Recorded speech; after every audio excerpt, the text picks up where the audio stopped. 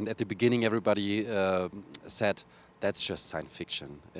We cannot imagine that this, at what point, becomes reality.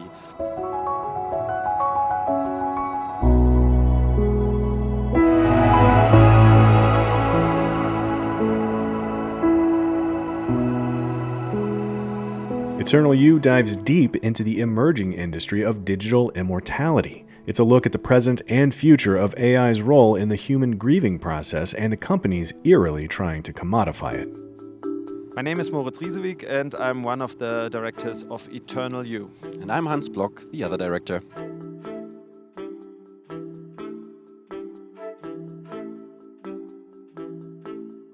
I think we captured like a historical moment in a way, because we captured the first users of a new technology which will be developing in the next couple of years.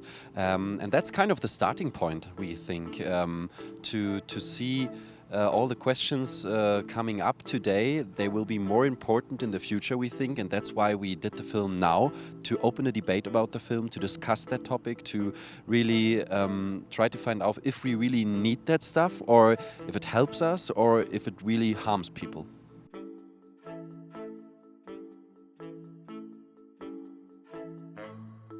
I think what surprised us most was the fact that actually the technology is still so new and full of flaws and doesn't always work properly, and still it can decept a lot of people. It can seduce them to believe that there's a there on the other side. It can make them cry or get angry. So we don't actually need to wait until the AI becomes sentient until it's dangerous. And that's the surprising part, actually, that even us, when we tried it out, we could easily understand why people can fall for it. Like, it quotes friends who have lived with the deceased person, songs they have listened to. It has the same humor or way of showing empathy as the deceased person. So there are so many aspects in there which can easily mislead people to believe that on the other side that's really a clone of the deceased person.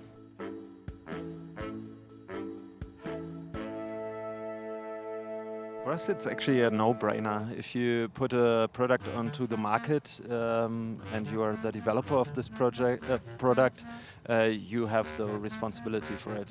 And it should be tested by you before you release it to the market. That's actually a normal thing. I mean, Karl Oehmann, he puts it actually beautiful in our film, we believe, when saying, actually, if you develop a self-driving car and this car kills 10 people, you can't also say, that was just the AI, that weren't us.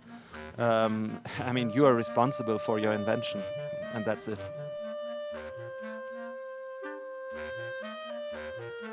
Interestingly, when we started the research, we pitched our project, and at the beginning everybody said, that's just science fiction. We cannot imagine that this, at what point, becomes reality.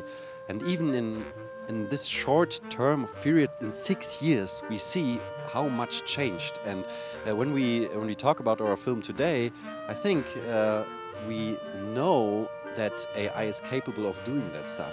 We realize that we need to ask questions right now before it's too late, because all of the founders and the makers, they want to have a very good product, of course, but they don't think about the ethical implications, for example, the moral questions, the questions we think we need to ask. Yeah.